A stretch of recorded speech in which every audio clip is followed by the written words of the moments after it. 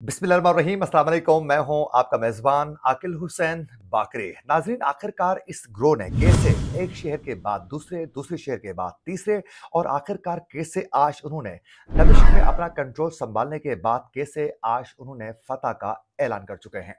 आखिरकार शामी फौज ने क्यों मुज़ाहिमत करने के बजाय आहिस्ता-आहिस्ता इनको क्यों उन्होंने पीछे हटकर रास्ता हमवार किया। आज ईरान को कितने बड़े नुकसान का सामना करना पड़ा है और इसके साथ-साथ नाज़रीन, आज इसराइल कौन से अपने एक बहुत बड़े मिशन पर आज इसराइल को कामयाबी मिली है और इसके साथ-साथ अमेरिका आज क्यों इस पूरे खेल से खुद को पीछे हटाते हुए आज अमेरिका ने क्यों इस मार्के से लाताल्लुकी का इजहार किया है। नाज़रीन, हुआ कुछ यूं है कि 10 दिन के मुख्तसर से इस दौरानी के दौरान ही आज शामी बागी तंजीम हयात तहरीर अल शाम ने सिर्फ और सिर्फ 10 दिनों के अंदर ही एक शहर के बाद दूसरे, दूसरे शहर के बाद तीसरे, तीसरे शहर के बाद चौथे और तमाम बड़े शहरों में कब्जा करते हुए आखिरकार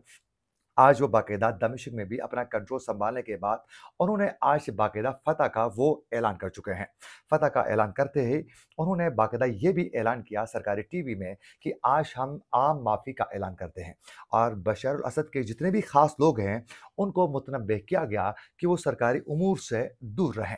इनके ऐलान के बाद बाकायदा उन्होंने ये भी कहा कि हम अब बाकायदा कंट्रोल हासिल करने के बाद अब नए एक दौर का यहाँ से बाकायदा हम आगाज़ करेंगे। और नाज़रीन, दमिश्क में बागियों के कब्जे के चंद घंटों के बाद ही रूस ने बाकायदा ये ऐलान किया कि बशर अल असद अपने ओहदे से मुस्तफ़ी होने के बाद वो मुल्क छोड़ चुके हैं। रूस की मीडिया की जानिब से ये दावा सामने आ चुका है कि बाकायदा मास्को में बशर अल असद अब पहुंच चुके हैं और वो महफूज हाथों में है और बशर अल असद ने आखिरकार बड़े खुफिया अंदाज में उन्होंने बाकायदा किसी और मुल्क का रुख नहीं किया। उन्होंने सबसे सेफ मुल्क करार देते हुए उन्होंने रूस का रुख कर चुके हैं और इस वक्त मास्को पहुंचने के हवाले से रूसी मीडिया ने कंफर्म आज करते हुए कहा है कि बशर अल असद बड़े खैर आफियत के साथ रूस पहुंच चुका है। अब जरा हम बशर अल असद के दौर हुकूमत में नजर डालते हैं। नाज़रीन, एक हफ्ता कबल तक शाम के हुक्मरान बशर अल असद का तख्ता उलटना नाकाबिले तस्वुर समझा जाता था और शाम में बशर अल असद अपने वालिद हाफिज अल असद के मौत के बाद 2000 में बाकायदा वो इक़्तिदार में आ चुके थे। अपने वालिद की तरह 29 साल वालिद ने इनके यहाँ अपनी हुक्मरानी की थी और अपने बेटे की तरह इनका भी मुल्क में एक ज़बरदस्त किस्म का एक कंट्रोल था। और नाज़रीन, बशर अल असद को वरासत में ही एक ऐसा मुल्क मिला था जहाँ एक सख्त कंट्रोल हमेशा रहा है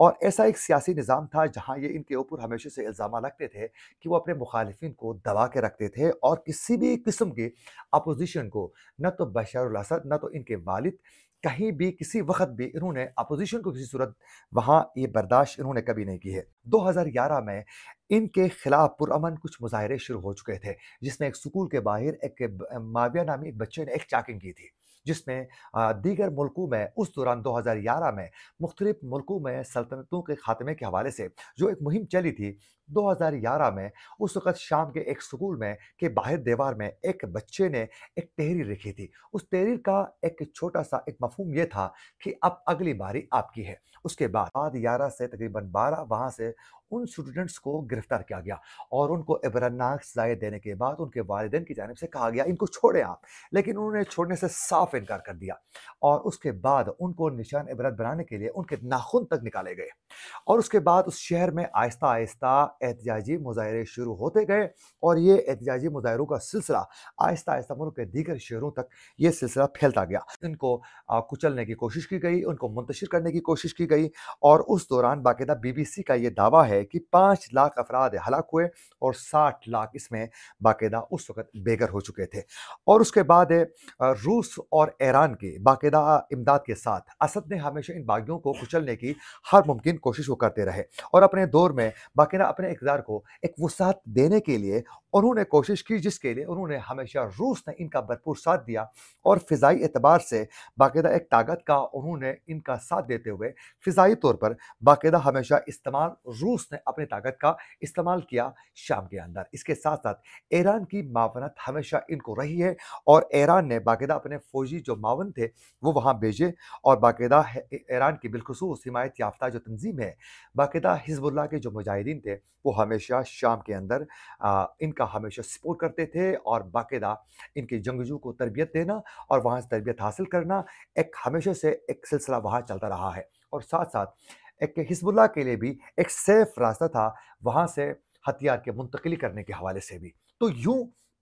बशर अल असद को बाकायदा ईरान और रूस और हिज़्बुल्लाह की जानिब से बाकायदा ग्राउंड में भी फ़िज़ाई एतबार से भी बाकायदा इनकी हुकूमत और इनके पूरे मुल्क को एक तहफ़्फ़ुज़ फ़राहम किया जा रहा था। मगर ये ज़्यादा अरसा चलना मुमकिन नहीं हुआ और आखिरकार मौजूदा कुछ हालात की वजह से बशर अल असद के जितने भी हिमायती थे, इन्होंने इनका उस तरीके से साथ देने में कामयाब नहीं हुए। उसकी वजह ये थी कि जो गज़ा में जो सूरत हाल पैदा होने के बाद हम्मास तनहा हुआ, हम्मास के बाद उनका साथ दिया हिज़्बुल्लाह ने, हिज़्बुल्लाह की ताकत कमज़ोर हो गई, फिर ईरान पर हमले हुए, ईरान ने इसराइल पर हमले किया और उसकी वजह से ईरान की अपनी भी मईशत और फिर दिफाई एतबार से भी ईरान को भी एक बहुत बड़ा धचका मिल गया था और उसके साथ-साथ हिज़्बुल्लाह के भी मेन जो कमांडर्स थे, उनकी शहादतों के बाद बहुत ज़्यादा हिज़्बुल्लाह को भी एक धचका मिल चुका था। हम्मास तो बुरी तरह इस वक़्त ग्राउंड में वो नुकसानात उठा चुका है और इसी के साथ-साथ ईरान के भी बड़े कमांडर्स की जो शहादतें हो गई, उसकी वजह से बाकायदा ईरान को भी कई दुश्वारियों का और बहुत ज़्यादा नुकसानात का सामना करना पड़ा। तो इस वजह से शाम के अंदर उस तरीके से बशर अल असद की हुकूमत को बचाने के लिए ईरान किरदार अदा नहीं कर सका, ना तो हिज़्बुल्लाह कर सका। दूसरी जानिब इस वक़्त रूस भी अपनी जंग में बहुत बुरी तरह वो भी फँस चुका है और आप लोगों ने देखा कि यूक्रेन के साथ उनकी जो जंग का जो मामला है, वो उनके अपने कई इलाके जो हैं इस वक़्त जंग की ज़द में हैं, कब्ज़े हो चुके हैं। उनको छुड़ाने के लिए वो बाकायदा किसी सूरत जो है वो उसको छोड़कर यूक्रेन को इस जंग पे मुकम्मल तौर पर एक तवज्जो मरकूज़ करके यहाँ वो बाकायदा अपनी इन्वॉल्वमेंट शो करने में रूस कामयाब नहीं हुआ। अगर वो ऐसा करता तो उसको नुकसान का सामना करना पड़ता क्योंकि बाकायदा उनको फ़ौजियों की जब ज़रूरत पड़ गई तो बाकायदा उन्होंने शुमाली कोरिया से भी इस वक़्त रूस ने बाकायदा कई फ़ौजियों की इमदाद वो हासिल कर चुका है। तो ऑलरेडी फ़ौजियों की कमी उनके पास थी, तो यहाँ वो इमदाद बाकायदा उस तरीके से पहुँचाने में कामयाब नहीं हुए। तो ये तमाम सूरत हाल का एक फ़ायदा उठाते हुए ये अपने मिशन में आज कामयाब हो चुके हैं। अब आप ज़रा आगे सुनिए। आज इनकी जानिब से दमिश्क में कब्ज़ा करते ही बाकायदा इस्राएली फ़ौज ने शाम के जो फ़िलख़ुसूस फ़ौजी अम्युनिशन का जो एरिया था, वहाँ पे हमले किए। उसके बाद शहर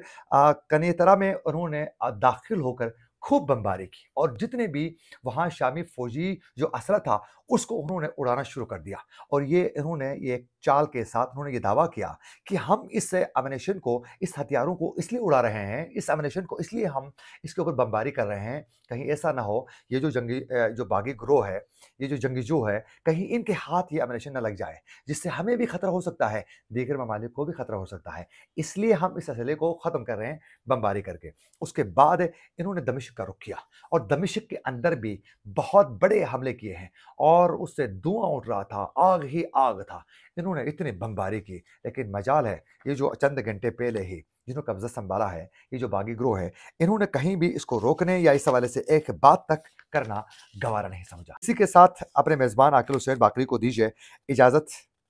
अल्लाह निगहबान।